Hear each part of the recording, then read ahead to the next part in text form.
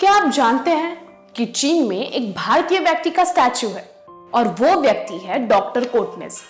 Doctor Kotnis एक भारतीय doctor है जिनका चीन में स्मारक है।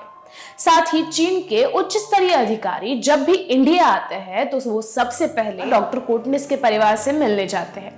लेकिन इसके पीछे की असली वजह क्या है, आइए देखते हैं। हेलो फ्रेंड्स, मैं हूं रूपाली और आप देख रहे हैं इमेजिनेशन फैक्ट्री। 10 अक्टूबर 1910 को डॉक्टर कोटनिस का जन्म सोलापुर में हुआ था। डॉक्टर कोटनिस जी का पूरा नाम द्वारकानाथ शांताराम कोटनिस था और उन्होंने सेठ जीएस मेडिकल कॉलेज से ग्रेजुएशन किया था और वो पोस्ट ग्रेजुएशन के लिए मुंबई जाने वाले थे।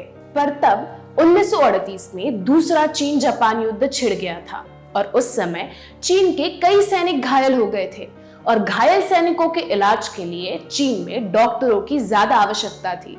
तब चीनी कम्युनिस्ट जनरल ज़्यू डे ने भारतीय प्रधानमंत्री पंडित जवाहरलाल नेहरू जी से चीनी सैनिकों की मदद के लिए भारत से एक डॉक्टरों की टीम भेजने की हेल्प मांगी।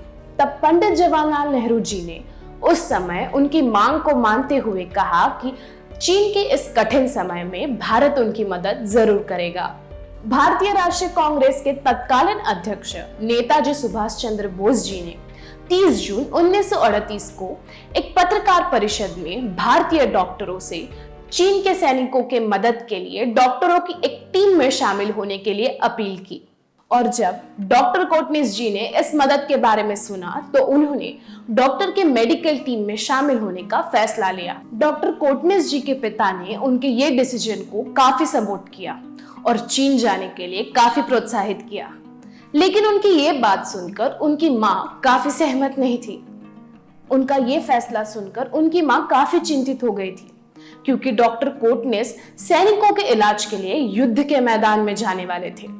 5 डॉक्टरों की मेडिकल मिशन नाम की एक टीम की गई थी। उसमें एक एम्बुलेंस और 22,000 रुपए थे। ये 22,000 रुपए की राशि लेकर वो लोग चीन के लिए रवाना हो गए। इन डॉक्टरों की मेडिकल मिशन टीम में डॉक्टर एम अटल इलाहाबाद से, डॉक्टर एम चोलकर नागपुर से और डॉक्टर कोटनिस सोलापुर से और डॉक्टर बी के बासु और डॉक्टर देवेश मुखर्जी कोलकाता से शामिल थे।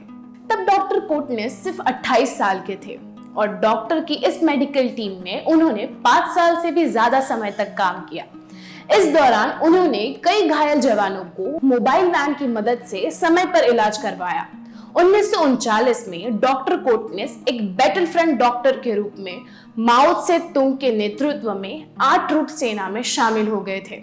उन्होंने घायल सैनिकों की देखभाल की। डॉक्टर कोटनिस को छोड़कर पूरी टीम सुरक्षित भारत लौट आई थी। एक फ्रंटलाइन डॉक्टर के रूप में अभी उनका काम बहुत ही तनावपूर्ण हो गया था क्योंकि कई बार उनको इमरजेंसी में घायल सैनिकों का इलाज करना पड़ता था और ज्यादातर समय दवा कम मात्रा में उपलब्ध होती थी तो या फिर कभी-कभी दवा स्टॉक से बाहर हो जाती थी। पर इंपॉर्टेंट चीज ये है कि 1940 में जब जापानी सेना ने चीन पर भारी हमला किया था तब लगातार 72 घंटे बिना सोए डॉक्टर कोटनिस जी ने 700 से अधिक सैनिकों का इलाज किया था। फ्रंटलाइन डॉक्टर के काम का दबाव डॉक्टर कोटनिस के सेहत पर दिखने लगा। अपने बेटे के जन्म के 3 महीने बाद ही उन्हें मिर्गी का दौरा पड़ा और 9 दिसंबर 1942 में उनको मिर्गी के दौरे के कारण उनकी चीन में ही मौत हो गई। 1940 में डॉक्टर कोटनिस गुओ किंगलान से मिले। वो बेथन हॉस्पिटल में नर्स के पोस्ट पे काम कर रही थी। काम को लेकर वो दोनों लगातार एक दूसरे से मिलते रहे और उन दोनों में बातचीत होती रही और वो एक दूसरे के काफी अच्छे दोस्त बन गए थे। लेकिन दोस्ती कभी प्यार में बदल गई, उन्हें पता ही नहीं चला और दिसंबर 1941 में उन्होंने शादी कर ली। 23 अगस्त 1942 में उन्होंने एक छोटे बच्चे को जन्म दिया और उन्होंने अपने बेटे का नाम यिनहुआ रखा। यिनहुआ नाम की खासियत ये है कि इस नाम को तोड़ने के बाद 2 देशों यानी यिन यानी भारत और हुआ यानी चीन ये नाम सामने आते हैं और इससे ये देखा जा सकता है कि डॉक्टर कोटनिस जितना अपनी मातृभूमि भारत से प्यार करते थे उतना ही वो अपनी कर्म भूमि चीन से भी प्यार करते थे। शीजियाजुआंग शहर जो चीनी सरकार द्वारा उत्तरी चीनी प्रांत हेबाई में है, वहां बहादुर सैनिकों के लिए एक स्मारक किया गया है। ये स्मारक एक प्रसिद्ध टूरिस्ट अट्रैक्शन भी है। पार्क के उत्तर और दक्षिण किनारे में कोरियाई और जापानी युद्ध में लड़ने वाले सैनिकों के लिए एक जगह आरक्षित की गई है। वेस्ट साइड डॉक्टर नॉर्मन बेथुन के लिए है, जो चीनी लोगों के लिए लड़े थे, और ईस्ट साइड डॉक्टर कोटनिस के लिए आरक्षित है। वहां डॉक्टर कोटनिस जी की एक मूर्ति भी है और उनके कई सामान है, जैसे उनकी हस्तलिखिताएं, उनके सर्जरी किट्स और डॉक्टर कोटनिस जी की बड़े बड़े चीन प्रमुखों के साथ तस्वीरें भी है। डॉक्टर कोटनिस ने ईमानदारी से अपना काम किया, जिससे युद्ध के दौरान काफी चीनी सैनिकों की जान बच गई। चीनी सरकार इनके इस योगदान से वाकिफ है, इसलिए जब भी चीनी सरकार की टीम भारत आती है तो वो डॉक्टर कोटनिस के परिवार से मिलती है। साथ ही डॉक्टर कोटनिस की अमर कहानी हिंदी फिल्म डॉक्टर कोटनिस पर बनी है। भारत सरकार और चीन सरकार ने डॉक्टर कोटनिस जी के इस योगदान में उनकी स्मृति में एक डाक टिकट भी जारी किया है। डॉक्टर कोटनिस जी की कहानी हमें ये बताती है कि आप जो भी करना चाहते हो वो अपने दिल से करो और बिना किसी स्वार्थ से करो, आपको उस काम में सफलता अवश्य मिलेगी।